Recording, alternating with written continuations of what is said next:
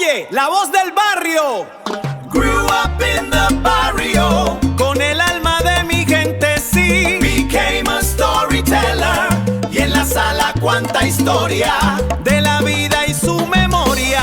Maestra de corazón. Archivista con su pasión. Irma Payan nos da la razón. Irma Payan de nuestra nación.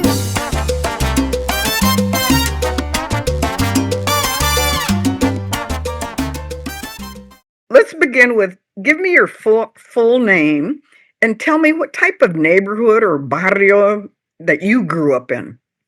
My name's Jose Maria de Leon Hernandez, Joe Hernandez, or Little Joe Hernandez. And I was born and raised here in Temple. The population of Temple when I was born was 15,000. It's grown by 85,000 since. And I was born and raised in a totally black neighborhood, except for one, maybe a couple of Latino Chicano families, other than my grandparents and uncle, and of course my siblings.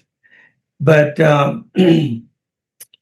I really have great, pleasant memories of those days and times in that place. What were you like as a kid? What was I like? Yeah, what were you like as a kid? Were you travieso?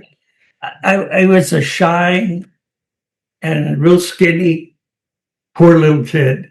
But I come from a family of 13, although my little sister, which was born before I was, died as an infant. So out of the 12 of us, I'm number 7 of the 13. And when you, well, in my case, growing up in such a large family, there are so many great memories, stories, and although we were as poor as we were, we never knew because there was always love and happiness in our familia. And that's a common thing we hear with people from the barrio. You know, somebody will say, we were poor, but we didn't know it because we had the love of our community. Indeed.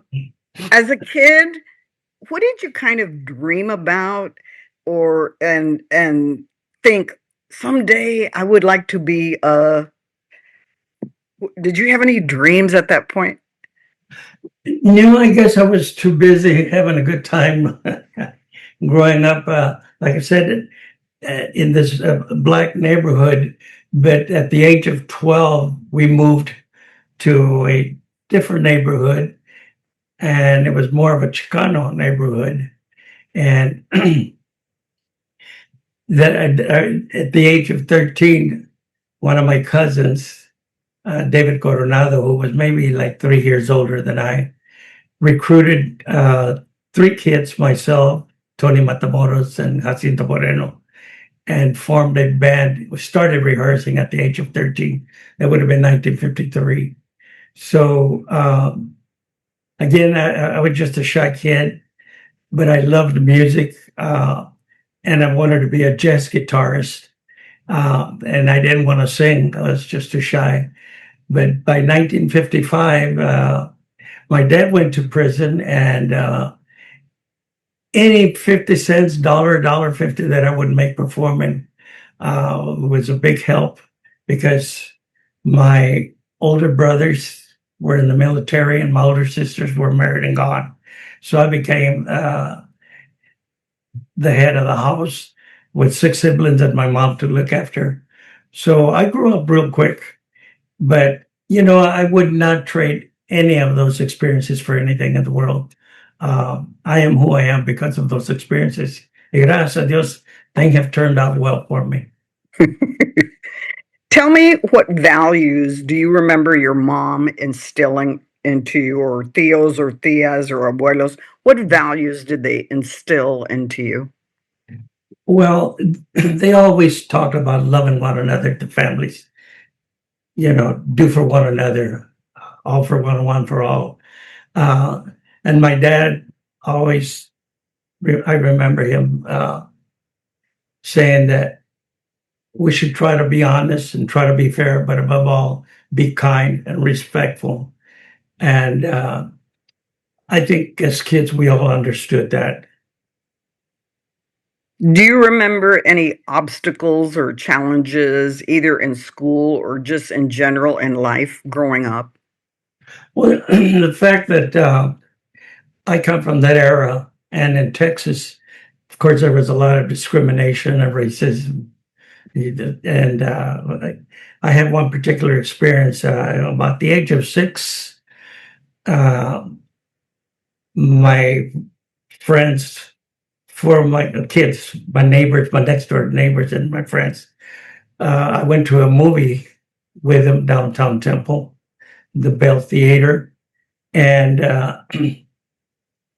when we got there, they ushered the black kids to the balcony, and they wanted me to stay on the floor, and I was traumatized because, as I said, I was shy and a little kid, and then that frightened the heck out of me, and I cried and cried, and so they let me go upstairs. But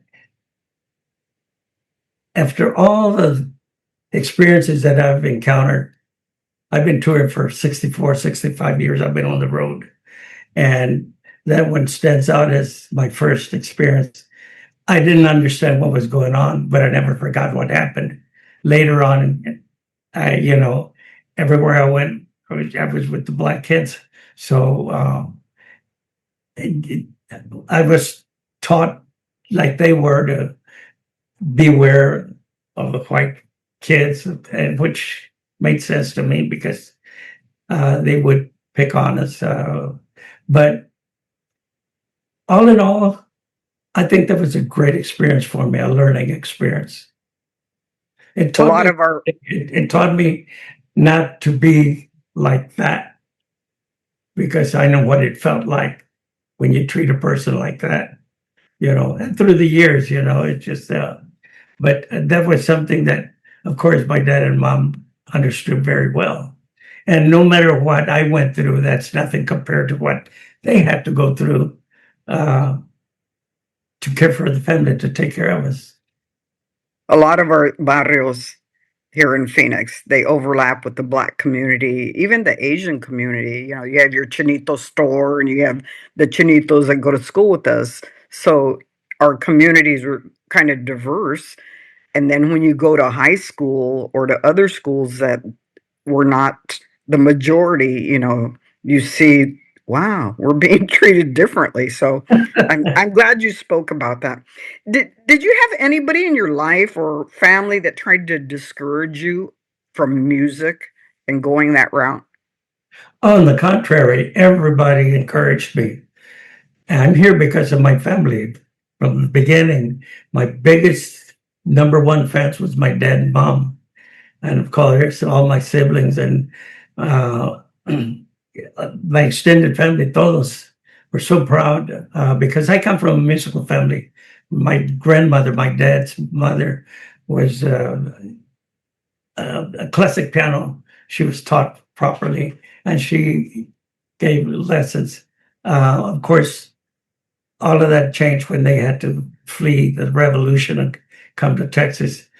But one of my cousins, she played violin early on in school, and piano because of my grandmother. And my dad had 2 brothers, Adrian and Demetrio, and they were incredible guitar players and singers, along with my dad. And one of his sisters played guitar and sang. And so there was always music in my home, my dad's home. And I loved music, but I was just too shy at the beginning to sing in public or to perform.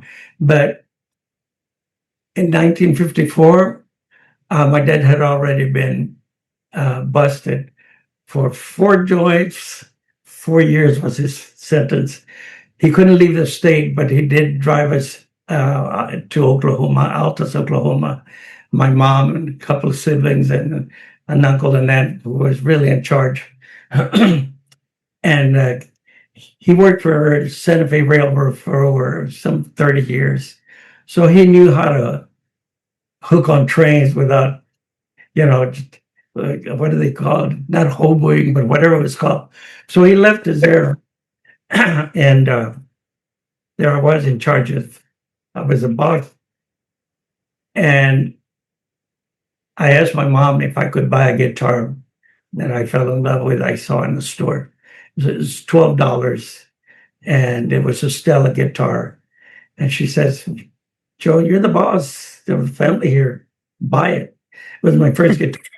So I got a few lessons from my dad and uncles, and I was encouraged to play music. And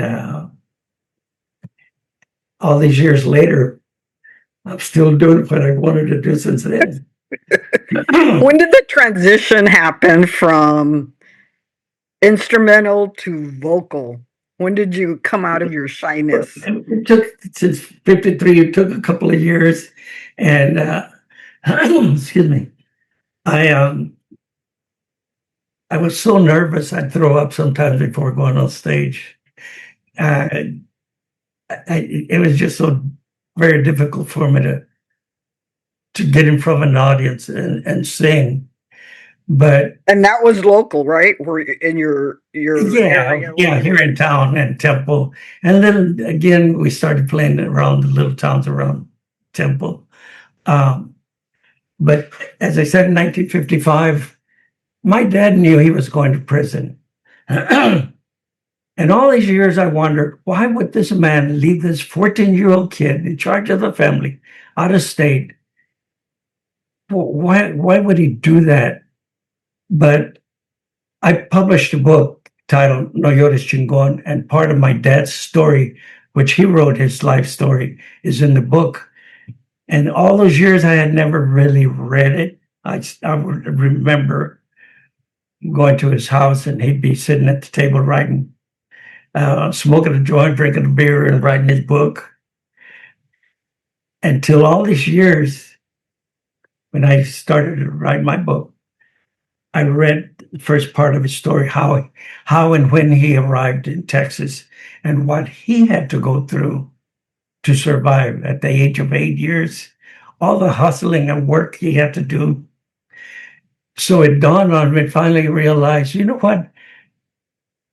My dad was a very wise, uneducated, formally, but life experience and very smart man.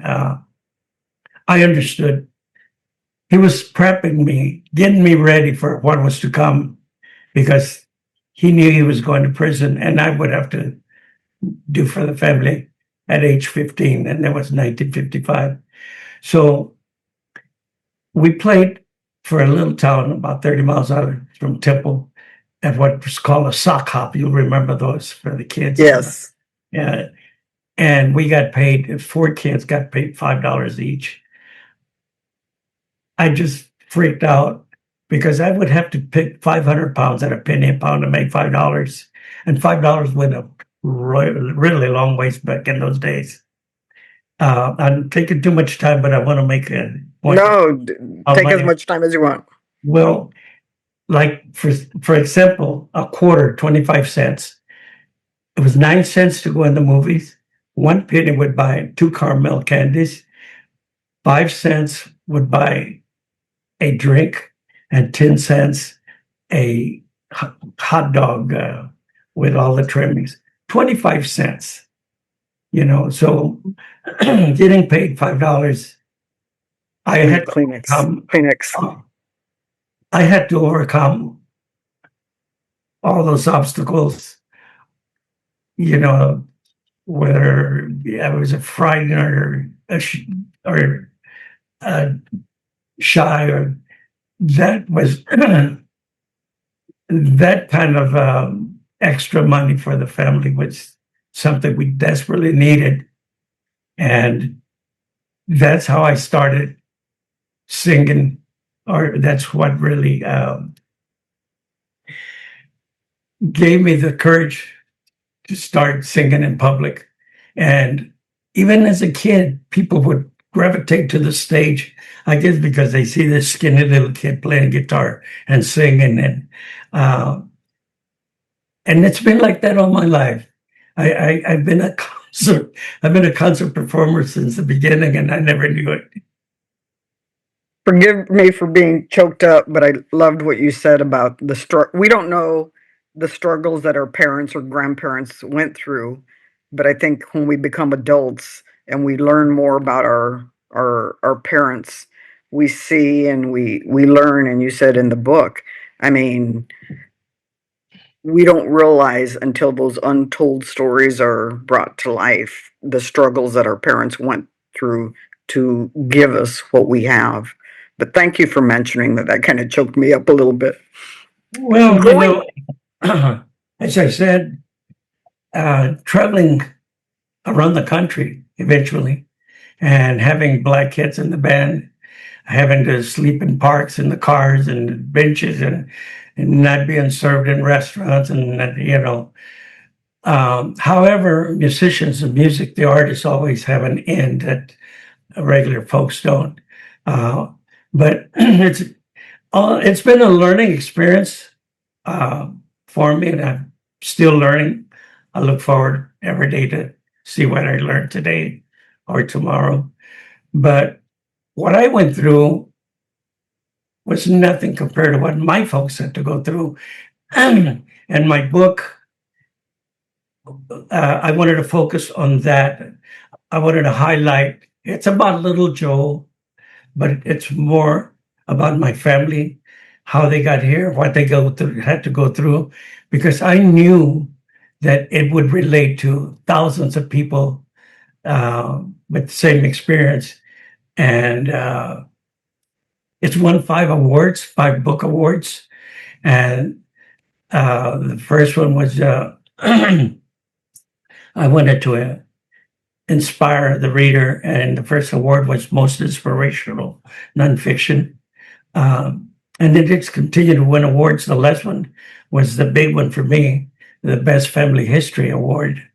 And but as I said, I wanted to let the reader understand, know that, and I knew I'm not the only one. I was never the only one. There was thousands of us out in the fields. But what is such wonderful that I get messages, phone calls, emails, and that people that have read the book that are educators and law enforcement and politicians. Joe, you wrote my story. And that's so gratifying because for years, back in the 80s, I had authors that wanted to write my life story. And seriously, I thought there's nothing there to write that, you know, what's there to write a book about? But as I grew older and older and older, and I realized that I've lost all my elders, my tios and grandparents, and even my parents, and that those stories that I heard as a kid had to be told. And I realized it was time to tell the story. Again, not just about little Joe. I've always felt that I'm okay wherever I'm at, whatever I'm doing.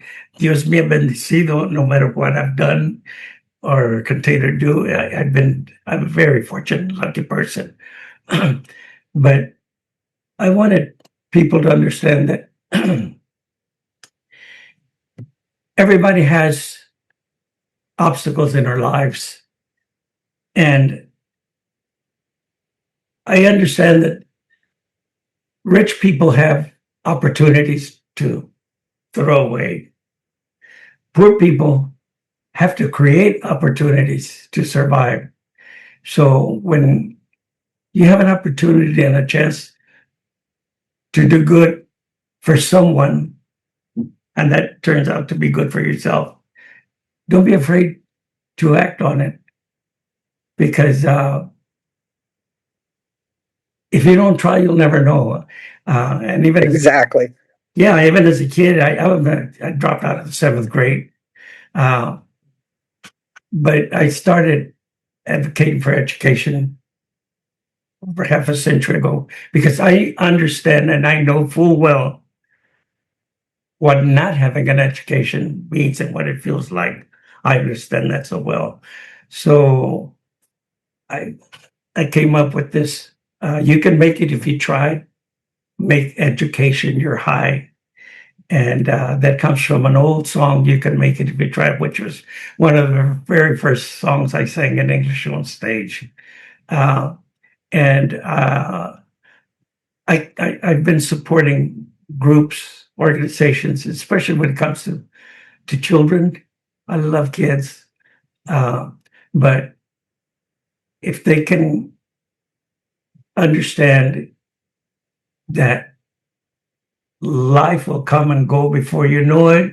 So the more you know, the more you learn, the better off you're going to be. If nothing else, you're going to enjoy just knowing things that impresses you or make you feel good. Bravo. I wish I could have brought you into my classroom when I was teaching. Two more questions before we close up. One, what have you learned about yourself in your lifelong journey? I think I think that I've learned about myself that I try to follow what principles my parents instilled in me. And it's easy to be a bad person, hard to be a good person. I don't know where I stand there, or good or bad, but I believe in nature that you can't plant tomatoes and expect watermelons. It don't work that way. You know, it's just reality. You can't do bad and expect good. So I'm trying to. I'm thinking that all these good things that have come my way, I must have done something right somewhere. And I hope it continues to work for me because the greatest satisfaction in my life is helping others. Because when we needed help, someone did. So I think I know I'm happy, Barry. And I hope that what I do and say at the shows and concerts and through my music, people get a positive reaction from it and try to be more kind to one another. And it'll make you happy. If you could talk to a younger version of you, what would you say to that young person? Listen to your parents, do what you know is right, and don't be afraid to try. Good words. As we close out, when you hear the word barrio, what comes to your mind? What are the smells? What are the sounds when you think of that old neighborhood that you grew up in?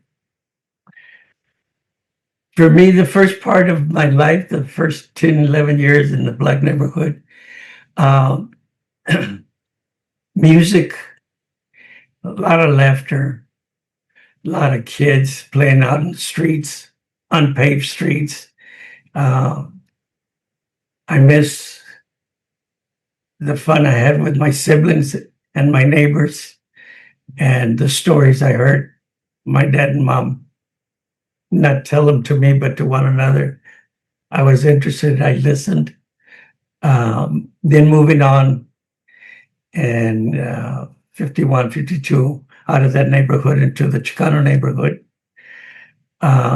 meeting new kids, which, as I said, starting music at 13, one of my neighbors and my dearest friend, Tony Matamoros, plays saxophone with the Latinaires. I remember him and other kids in that barrio. And I used to share our food with the black kids. When I moved to the neighborhood, I learned more about Mexican food because había más raza in the neighborhood. And I miss all that, yeah. I want to thank you for joining us on Arizona Barrio Stories, Latino USA TV Media. Thank you. I had the pleasure and the honor to discuss all these things with you. I was really nervous, but you made me feel at ease. I want to thank you. And I know you're going to be in Maricopa in a couple of weeks. I guess the day before Mother's Day, you'll be here. And we welcome you with open arms. Thank you very much. I've been performing in Arizona since the mid-'60s. And Phoenix has been a very special place for me. For those that do you have family here? Speaking of family, everybody's my family. That's the way. That's the way I see the people. Comenzamos a platicar de esto y lo otro. We find out that we're cousins, cuñados, tías. I always see nuestra familia, nuestra raza as one big family, No importa de dónde vengamos, que piénsenos, quién seamos. To me, it's just one big family. And the Mother's Day shows are very special to me because, we get to celebrate our moms, for those that are lucky that have theirs, our wives who are all the mothers. And I think that this is for me, it's the most special day of the year because I love my mom so much. She was my best friend. And I had the privilege of holding her hand to her last breath. And even in her old age, her hands were still calluses from all the hard work she did in her life. But as I said, she was my biggest fan, she and my dad. So Mother's Day is very special. Very. Well, Arizona loves you, and I agree. We are all family. We need to act more like family, but we are all family. Well, beware because we get in some big fights in the families. but that's all part of being family. If we didn't have these debates, discussions, and it wouldn't bring us closer together. When we have these arguments or debates or, and we get heated, when we cool down, it's like, you know what? I did that because I love you. I told you. I love you. Yeah. But no, thank you for having me. I didn't plan on getting emotional, but you just took me back to those years. Well, you had me emotional too, so. Well, but I'm sending you a hug from Arizona Barrio Stories, and we will look forward to you coming out to Arizona. And let's do another interview in the future. Seguro. And hopefully I'll see you there at Maricopa Auction Casino. Thank you. Thank you from Arizona Barrio Stories and Latino USA TV. Thank you, and we will see you soon. Thank you. Oye, la voz del barrio. Grew up in the barrio. Con el alma de mi gente, sí. Became a storyteller. Y en la sala cuánta historia. De la vida y su memoria. Maestra de corazón. Archivista. Con su pasión. Irma Payan.